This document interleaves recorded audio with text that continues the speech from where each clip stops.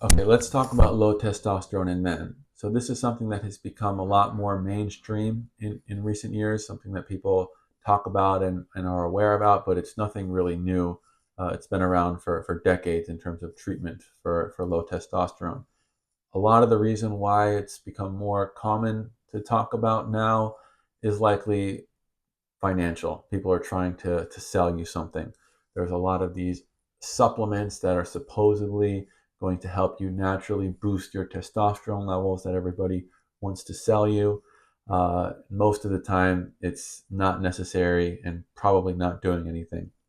So I'll start by saying any supplements that you buy at a GNC or something like that, it's not regulated at all by anybody.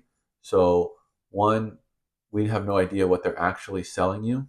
It could be nothing, or it could be something that's dangerous. It's kind of crazy to me that that's how the market is, but these are unregulated things, so they can basically put whatever claims they want on there and sell you whatever they want. They often market themselves as being all natural herbs and things like that, but who knows? So I would never recommend that in really any situation. The other thing that's worth noting is that most men do not have low testosterone. So without having your testosterone level checked, there's no reason to start taking anything that would boost your testosterone. The other thing is that even if your testosterone levels are technically low, if you don't have symptoms of low testosterone, there's no benefit to treating it.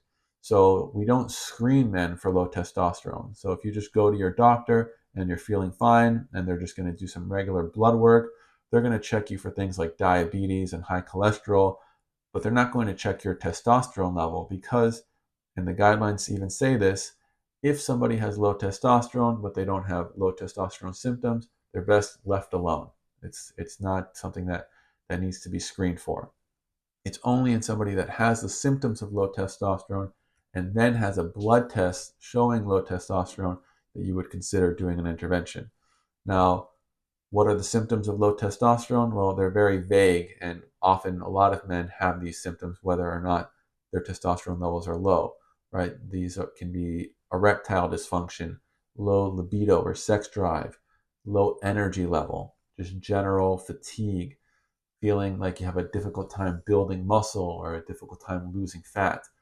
Again, symptoms that a lot of men feel regardless of their testosterone levels. But if you have these symptoms, it is reasonable to check your testosterone level. It's just a simple blood test. It has to be done before 9 a.m. And if the testosterone level is low, the first thing that we do is check it again, right? It's a very common principle in medicine. We check the lab again before we make any moves. Now you have two blood tests showing low testosterone levels and you have symptoms of low testosterone.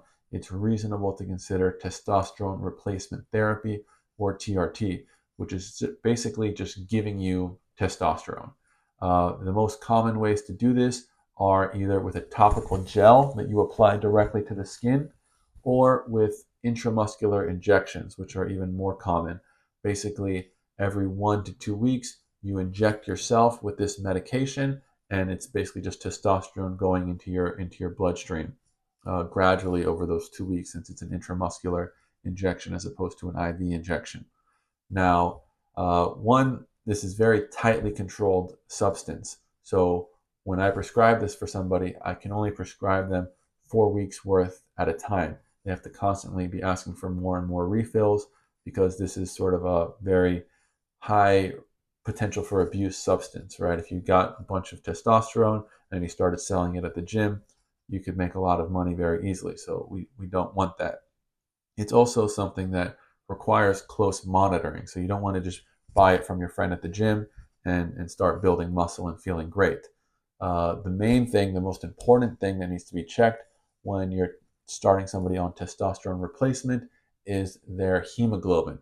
Hemoglobin is the protein in the red blood cells, and testosterone causes the hemoglobin levels to go up, which normally is a good thing, right? You have more oxygen carrying capacity. That's good. You don't want to be anemic. But if it goes up too high above the normal range, it can make your blood so thick that you can be at risk for having a stroke. Basically, not enough blood flow into your brain that causes permanent damage to your brain. So not something you want to mess around with. Now, it has been shown that if you are doing your testosterone replacement the right way and keeping your hemoglobin in the safe range, there is no increased risk of strokes or heart attacks or any sort of cardiovascular events. So it's a safe thing to do, but it has to be done the right way. The other lab that has to be checked is the PSA, prostate-specific antigen. That's the blood test that's used to screen for prostate cancer. Prostate cancer is a cancer that's fueled by testosterone, so we don't want to give somebody testosterone if they have prostate cancer. Now, this created a lot of concern that maybe by giving people testosterone, we're going to create prostate cancer or make some kind of sleepy prostate cancer all of a sudden very aggressive. And that also has been debunked. It's been shown that as long as somebody's doing the proper screening, they have no increased risk of prostate cancer or aggressive prostate cancer. They also don't have any increased risk of prostate enlargement or symptoms from having an enlarged prostate, like a weak stream. So you don't really have to worry about that. The other thing is checking the testosterone levels to making sure that you have an appropriate increase in your testosterone levels are not through the roof.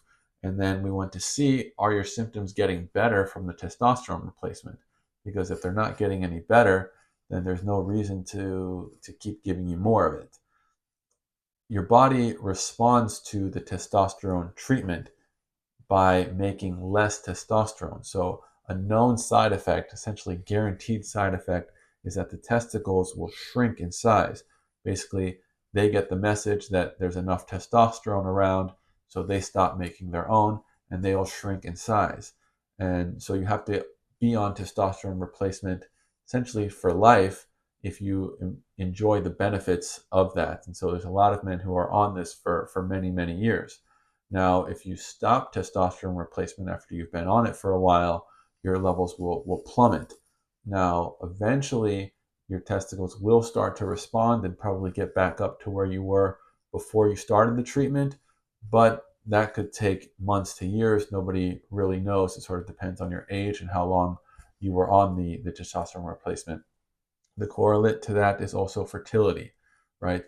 Testosterone replacement is almost like male birth control. It's not 100% effective, but it will cause your sperm counts to shoot way down, right? The testicles sort of go on vacation. So that's always a question that we ask before starting somebody on testosterone replacement. Do you plan to have kids in the future? And there is still the option, right? If you have been on testosterone replacement and then you want to have kids, you can stop it. And after a while, months or a year or longer, the testicles should start to make more testosterone and sperm again, but you're sort of run the risk of causing that type of problem. There are other drugs that can be given, like clomiphene citrate and HCG, that instead of giving you testosterone, they actually cause your body to make more testosterone. They often are more expensive and can have more potential, not more, but they can have their own set of side effects that need to be thought about. So this is a very delicate thing that needs to be done by a physician, not something that you just kind of buy some supplement at GNC or buy some testosterone from your friend at the gym. If you feel like you might have low testosterone, go ahead and get your blood levels checked. Any doctor is probably comfortable ordering that for you. If it's low, check it again. If it's low twice, go see a urologist or an endocrinologist, basically a hormone doctor, and talk about the treatment options for low testosterone. But don't just watch some podcast and then start spending all your money on these supplements. I definitely would not do that.